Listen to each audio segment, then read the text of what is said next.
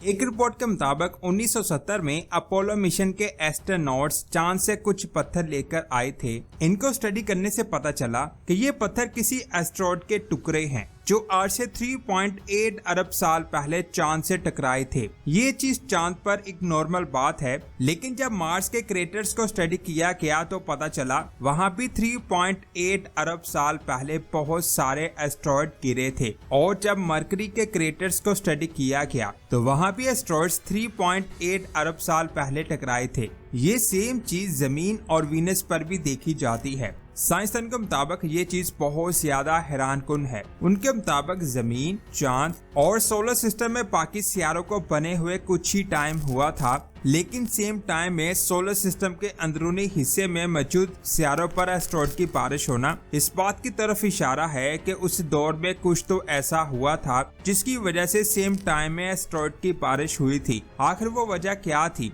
ये amazing information आप जानोगे आज की इस वीडियो में, तो पूरी वीडियो वॉच कीजिएगा। और आप देख रहे हैं स्पेस वर्ल्ड। हमारे सोलर सिस्टम की फॉर्मेशन के बाद यानी अर्ली सोलर सिस्टम को लेकर साइंसदानों ने कई मॉडल्स बनाए, जिनमें मिनिमम मार्स सोलर नेबुला और कई दूसरे मॉडल शामिल हैं। इन सभी मॉडल में एक चीज का जिक्र बहुत ज्यादा दिखाई देता है, वो ये है कि इन मॉडल के मुताबिक सोलर सिस्टम में मौजूद सभी गैस और डस्ट के सियारे सेम ग्रोथ मॉडल को फॉलो करते हैं। इन मॉडल के हिसाब से उस वक्त सोलर सिस्टम में जितने भी आउटर सियारे थे, सूरज से दूर होने की वजह से इनका टेम्परेचर बहुत ज्यादा कम होता था, जिसकी वजह से इनके गिर्द लाइट गैसेस के मॉलिक्यूल्स अमोनिया और कार्बन डाइऑक्साइड काफी तेजी के साथ जमा होने लगी, जिसकी वजह से साइंसदान के मुताबिक इनका मास और साइज भी बढ़ता चला गया, जिसकी वजह से इनकी ग्रेविटेशनल फोर्स और ज्यादा बढ़ गई और इनका साइज मजीद बढ़ गया। जैसे जुपिटर की ही बात कर लेते हैं।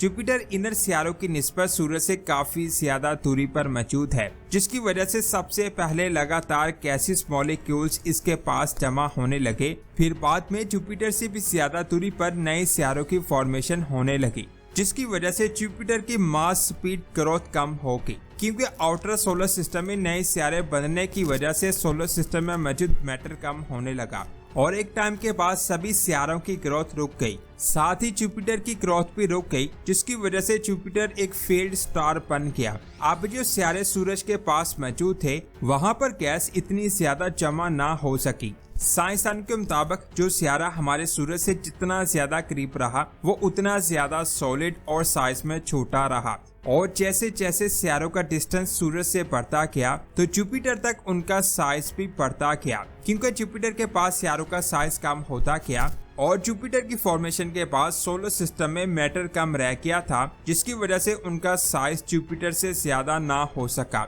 इस मॉडल में एक प्रॉब्लम है। अगर आप नासा के इस डेटा को देखें तो जुपिटर के पास सभी सियारों के रेडियस में कमी देखी जा सकती है, वहीं मरकरी से जुपिटर तक सभी सियारों में इजाफा देखा जा सकता है, सिवाय मार्स के, क्योंकि मार्स का साइज ना सिर्फ जमीन बल्कि वीनस से भी छोटा है। जब मार्स को स्टडी किया जा रहा था तो ये पता चला कि आज से 3.9 अरब साल पहले मार्स के साथ साथ सोलर सिस्टम के अंदरूनी हिस्से में मौजूद सभी सियारों पर एस्ट्रॉइड की बारिश हुई थी, जिसे दी लेट हैवी बम्बार्डमेंट का नाम दिया गया। इन एस्ट्रॉइड से बनने वाले क्रेटर्स को आज भी देखा जा सकता है। साइंसदान के मुताबिक इन एस्ट्रॉइड की बारिश की कोई खास वजह हो सकती है। उनके मुताबिक आज तक हमारे सोलर सिस्टम में कोई खास चेंजिंग नहीं आई, जिसका मतलब अगर ऐसा किसी रेगुलर प्रोसेस की वजह से होता तो दोबारा से भी एस्ट्रॉइड की बारिश होनी चाहिए थी, लेकिन ऐसा बात में नहीं हुआ। आखिर आज से 3.9 अरब साल पहले ऐसा क्या हुआ था जिससे एस्ट्रॉइड की बहुत तेज बारिश हुई? इसके बारे में साइंसदान स्टडी कर रहे थे।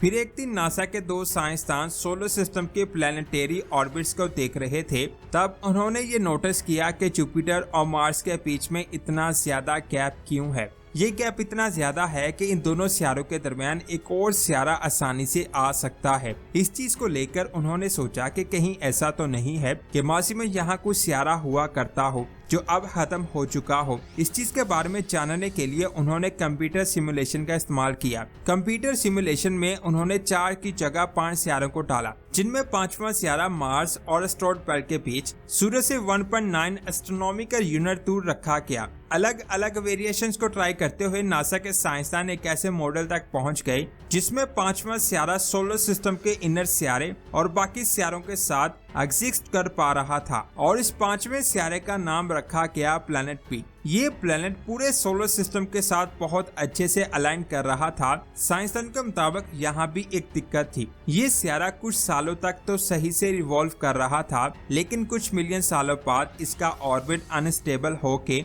या तो इस सियारे को इनर सोलर सिस्टम की तरफ लेकर जा रहा था या फिर इसे सोलर सिस्टम से बाहर फेंक रहा था, जिसकी वजह बन रही थी सोलर सिस्टम के इनर सियारे। 2007 में 96 सिमुलेशन के रिजल्ट्स को पब्लिक किया गया। इन सभी सिमुलेशन में एक चीज कॉमन थी कि 600 मिलियन सालों के बाद सोलर सिस्टम के इनर सियारों की ग्रेविटी की वजह से पांचवें सियारे का ऑर्बिट अनस्टेबल होने लगा और सिमुलेशन के मुताबिक ये सियारा इनर सियारों की ग्रेविटी की फोर्स की वजह से अगले मिलियन सालों में सूरज से दूर जाते हुए दिखाई देता है और इसका ऑर्बिट एक्सेंट्रिक बनता गया, यानी इसका ऑर्बिट अंडे की शेप जैसा होने लगा, जिसकी वजह से सिमुलेशन में ये सियारा आज से 3.8 अरब साल पहले किसी चीज से टकराता हुआ दिखाई दिया। सिमुलेशन में इसकी 3 पॉसिबिलिटीज सामने आई। पहली पॉसिबिलिटी के हिसाब से प्लैनेट पी सूरज से दूर होते हुए एस्ट्रॉयड बेल्ट में चला गया और वहां पर काफी सारे एस्ट्रॉयड इनर सोलर सिस्टम की तरफ आने लगे, जिसकी वजह से साइंसदानों के मुताबिक आज से 3.8 अरब साल पहले इनर सोलर सिस्टम के सभी ऑब्जेक्ट्स पर एस्ट्रॉयड की बारिश हुई थी, जिनके सबूत इम्पैक्ट क्रेटर की शक्ल में आज भी हमें दिखाई देते हैं। साइंसदान के मुताबिक एस्ट्रॉयड बेल्ट में जाने के बाद उस सियारे का ऑर्बिट डिस्टर्ब हो गया होगा, जिसके बाद साइंसदान के मुताबिक हो सकता है वो एक ड्वार्फ सियारा बन गया हो। दूसरी पॉसिबिलिटी के मुताबिक प्लैनेट बी एस्ट्रॉयड बेल्ट में दाखिल हुआ, जिसकी वजह से एस्ट्रॉयड्स इनर सोलर सिस्टम में दाखिल हुए, लेकिन इस बार सिमुलेशन में ये सियारा सोलर सिस्टम में बाहर जाने की बजाय सूरज की तरफ जाने लगा और सूरज से टकराकर खत्म हो गया। तीसरी पॉसिबिलिटी के मुताबिक आज से 3.8 मिलियन साल पहले मार्स जमीन से भी बड़ा हुआ करता था, लेकिन तब ही प्लैनेट पी का ऑर्बिट अनस्टेबल हुआ और वो मार्स से टकरा गया, जिसकी वजह से मार्स का काफी हिस्सा टूटकर अलग हो जाता है और इसके टुकड़े इनर सोलर सिस्टम के बाकी सियारों पर आकर गिर जाते हैं, जिनके सबूत को आज भी हम चांद पर और बाकी सियारों पर देख सकते हैं। अगर सच में ये सियारा मार्स से टकराया था तो इसका सबूत हमें मिलना चाहिए था। जब साइंसदान मार्स के मैसिव क्रेटर्स को स्टडी कर रहे थे तो उनका ध्यान गया मार्स की बोरेलिस बेसिन पर। मार्स पर यह बेसिन किसी और तरीके से भी बन सकता है। ये बेसिन मार्स के 40% हिस्से पर फैला हुआ है। साइंसदान के मुताबिक हो सकता है ये बेसिन भी उस सियारे की टक्कर की वजह से बना हो, यानी थर्ड पॉसिबिलिटी से ये चीज साबित होती है कि मार्स जमीन की निस्बत सूरज से दूर था और इसका साइज जमीन से बड़ा था। उसके पास एक और सियारा मौजूद था, वो मार्स से टकरा गया, जिससे मार्स का साइज छोटा हो गया। ये साइंसदान की तरफ से एक थ्योरी है। हकीकत क्या है इसका इल्म सिर्फ अल्लाह के पास है। कायनात में जो चीज भी होती है वो अल्लाह के हुक्म से ही होती है। अल्लाह की मर्जी के बगैर एक पत्ता तक नहीं हिल सकता। साइंसदान के मुताबिक जिन एस्ट्रॉयड से पानी जमीन पर आया था वो एस्ट्रॉयड्स उसी सियारे के टुकड़े हो सकते हैं जिस पर हो सकता है पानी मौजूद हो। अब हकीकत क्या है इसका इल्म सिर्फ अल्लाह के पास है। तो दोस्तों